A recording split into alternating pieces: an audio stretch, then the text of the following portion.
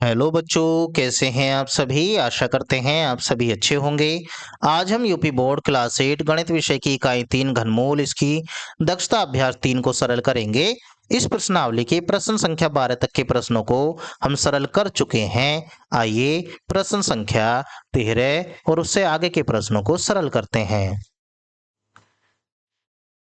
प्रश्न संख्या 13 से 19 तक में उत्तर में दिए गए विकल्पों में सही विकल्प छांट कर लिखिए। मतलब प्रश्न संख्या 13 से लेकर 19 तक जो प्रश्न दिए गए हैं उनमें हमें सही विकल्प को छांट कर लिखना है।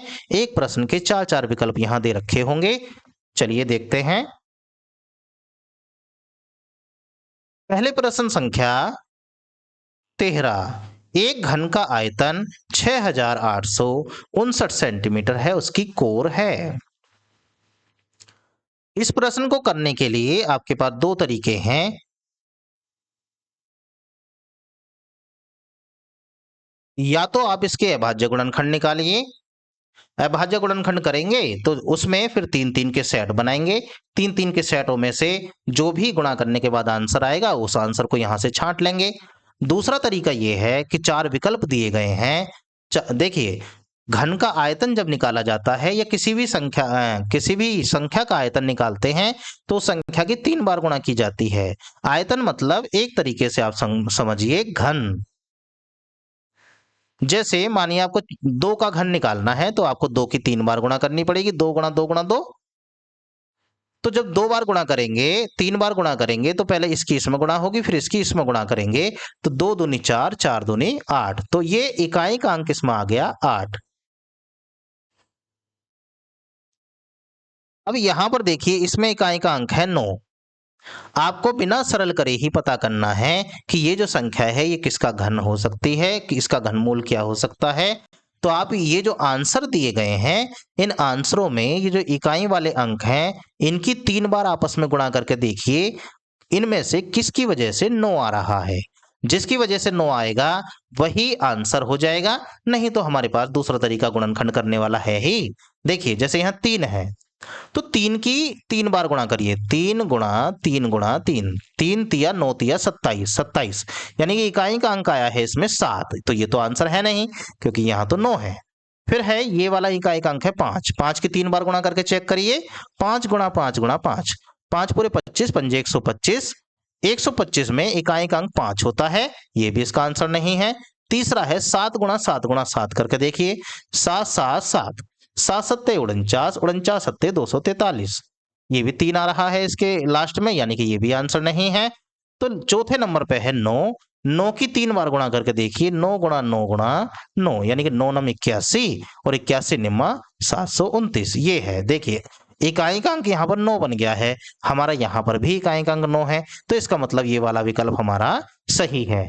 या तो आप इस तरीके से करके देख सकते हैं, नहीं तो अगर घन का आयतन दे रखा हो तो कोर, कोर यानी भुजा निकालने का सीधा सीधा फॉर्मूला है।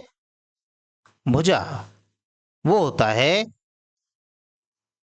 क्यूब रूट, जो संख्या हमें दे रखी है वो है ये संख्या अभाज्य संख्या है। इसके जब गुणनखंड किए जाएंगे, इसके गुणनखंड होते हैं, ध्यान रखेंगे, 19 गुणा 19 गुणा 19। एक सेट पूरा बन जाएगा 19 का, तो ये 19 इस तरीके से आ जाएगा। पहला नंबर का विकल्प हमारा सही है। जो मैं तरीका आपको बताया है आप इसकी भी प्रैक्टिस कर सकते हैं। आइए दूसरा प्रश्न सरल करते हैं इसी का। प्रश्न संख्या 14। माइनस के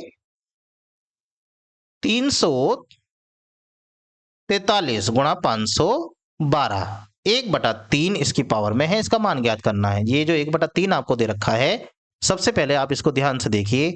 माइनस का 343 गुणा 512, इसकी पावर में दे रखा है 1/3। अब इसको आप जो है क्यूब रूट इस तरीके से भी लिख सकते हैं। ये जो पावर में 1/3 है, आप इसको अंडर रूट चढ़ा के या 3, इसे बोलते हैं क्यूब रूट। इस तरीके से भी करके लिख सकते हैं। अब आपको ये प्रश्न पुराने प्रश्नों की तरह ही समझ में आ जाएगा। देखिए, अगर अंडर रूट के अंदर ये जो क्यूब रूट चढ़ा हुआ है इसके अंदर माइनस का चिन्ह है तो माइनस आप बाहर निकाल के लिख सकते हैं। अंदर केवल संख्या संख्या ही रखिए।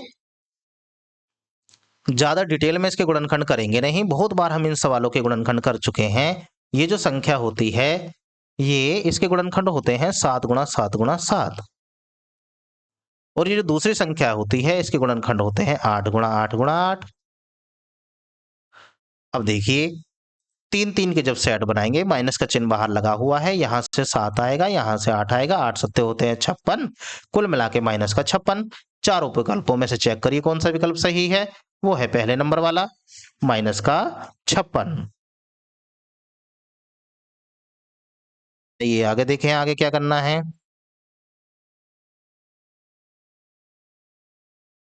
12, 18 और 25 से पूर्णतः विभाज्य छोटी से छोटी पूर्ण घन संख्या। अगर आप लैसे और मैसे निकालना जानते हैं तो आपने इस प्रकार के प्रश्न बहुत बार किए होंगे। जब कहा जाता है ऐसी छोटी से छोटी संख्या ज्ञात कीजिए जो 12 से, 18 से और 25 से पूर्णतः विभाजित हो जाती है। इसका मतलब जब ऐसा प्रश्न आता है तो हम इन तीनों संख्याओं का एलसीएम निकालते हैं। लेकिन यहाँ पे थोड़ा परिवर्तन है, हमें ये तो कहा गया है कि वो 12 से, 18 से और 25 से पूर्णतः विभाज्य हो, यानी कि 12 से भी कटे, 18 से भी कटे और 25 से भी कटे, लेकिन साथ ही साथ वो पूर्ण घन भी होनी चाहिए। इस प्रकार के प्रश्न नवोदय विद्यालय परीक्षा में पूछ लिए जाते हैं। ध्यान रखिएगा, ये प्रश्न में जब आपसे कहा जाए जैसे 12, 18 और 25 से पूर्णतः विभाज्य, यानी कि इन तीनों से पूरी पूरी कटनी चाहिए, तब हम इन तीनों का निकालते हैं एलसीएम। लेकिन एक कंडीशन इन्होंने और लगाई है कि वो पूर्ण घन भी होनी चाहिए। तो पूर्ण घन होने के लिए तो 3 के गुणनखंड सेट बनने चाहिए। तो हम क्या काम करने जा रहे हैं, पहले इसका एलसीएम निकालेंगे, उसके बाद 3 के सेट बनाएंगे और देखेंगे सेट बनाने में किसकी कमी पड़ रही है। उसके बाद ही हम बता पाएंगे कि हमें आगे क्या करना है। तो हम निकालने जा रहे हैं 12, 18, 25 का लैसे। अब लैसे निकालने की टेक्निक आपको आती होगी। इसके लिए इस प्रकार से जो संख्याएं हमें दे दी जाती हैं एक साथ लिख ली जाती हैं। पहले 2 से विभाजित करिए इसको, 12 कट जाएगा 6 बार, ये कट जाएगा 9 बार, 25 कटता नहीं है। अब इसको विभाजित करिए फिर से 2 से, 2 से काटेंगे तो ये कट जाएगा 3 बार, ये 9 ऐसी रहेगा, ये 25 भी ऐसी रहेगा। अब ये 2 से कटना हो जाएगा बंद। अब इसे काटिए 3 से, 3 से ये 1 बार कट जाएगा, ये 3 बार, 25 अब भी नहीं कट रहा। अब फिर 3 से काटिए, 3 से काटेंगे ये तो 1 बन गया है, ये भी 1 बन जाएगा, ये 25 अब भी ऐसी रह गया। अब ये काटेगा 5 से, 5 से कटेगा तो 5 से 5 बार जाएगा, ये तो 1 बन ही चुके हैं। फिर 5 से काटिए, अब ये कटेगा 1 बार, 1 बार, 1 बार। हमने इसका एलसीएम निकाल लिया है। एलसीएम हमारे सामने आ गया है, देखिए 2 गुणा 2 गुणा 3 गुणा 3 फिर गुणा 5 गुणा 5। अगर हम इन सब की गुणा कर दें तो जो आंसर हमारे सामने आएगा वो ऐसी संख्या होगी जो 12 से भी पूरी पूरी कटेगी, 18 से भी पूरी पूरी कटेगी और 25 से भी पूरी पूरी कटेगी। लेकिन इन्होंने हमारे सामने एक शर्त रखी है कि वो 12, 18 और 25 से तो पूरी पूरी कटनी ही चाहिए, साथ ही पूर्ण घन भी होनी चाहिए। अब पूर्ण घन बनाने के लिए तो 3 के सेट भी बनाने पड़ते हैं। अब 3 के सेट बनाने के लिए देखिए 2 जो अंक आए हैं इनमें कमी पड़ रही है, किसकी भला, 1, 2 की, तभी तो 3 का सेट बनेगा। ये 3 का सेट बनाने के लिए यहां भी 3 की कमी पड़ रही है देखिए, और ये 5 का सेट बनाने के लिए यहां भी कमी पड़ रही है 5 की।